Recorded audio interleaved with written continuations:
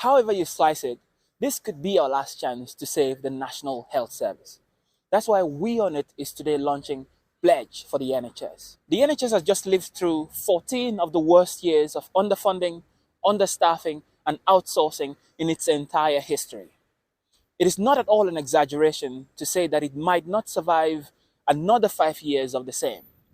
Now, every election, politicians tell us that this is the most important election in our lifetimes, even though they end up doing absolutely nothing with the power we give them. Before I continue, Stephen Fry, who's supporting this campaign, has a quick request for you. Please take action now. It takes just 2 minutes to click the link above and send the We Own It letter to all parliamentary figures in your area.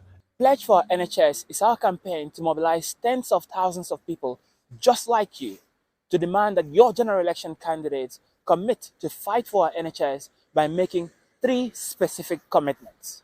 Number 1, France has about the same population as Britain, but has an even smaller economy than we do.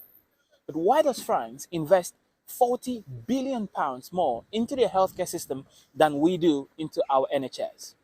Compared to Germany, we invest £73 billion less into our healthcare system. All political candidates must commit to supporting the investment of £39 billion more into our NHS every year over the next parliament. Number 2, outsourcing is sucking the lifeblood out of our NHS. Over the past 17 years, almost £2 billion has left the NHS's budget in the form of profits for PFI companies. Politicians like to say that private hospitals can help us cut down NHS waiting lists. But we know that privatization is part of the problem in the first place. For example, every single month, 550 people are transferred from private hospitals to NHS A&Es. It looks like it's the NHS that's helping private hospital bosses make billions in profits. A decade ago, our NHS used to be number 1 in the developed world.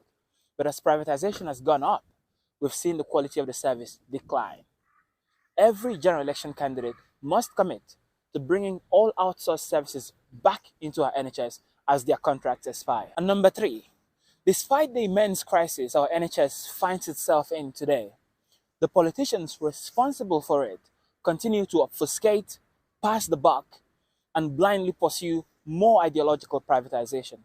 It is time politicians give us, the people, the tools to hold them accountable. Every candidate must commit to supporting the reinstatement of the Health Secretary's legal duty to provide healthcare to all, so that we can hold them accountable in court if they fail to provide that service. If you want to fight for our NHS in this general election, there's one thing you can do right now. It literally takes just 2 minutes to do this. Go to www.weonit.org.uk/pledge for the NHS and send our letter to the candidates in your area. After you've sent your email, come back here and share this video with your family and friends. Make sure this message reaches enough people so we can have a big impact and save our NHS.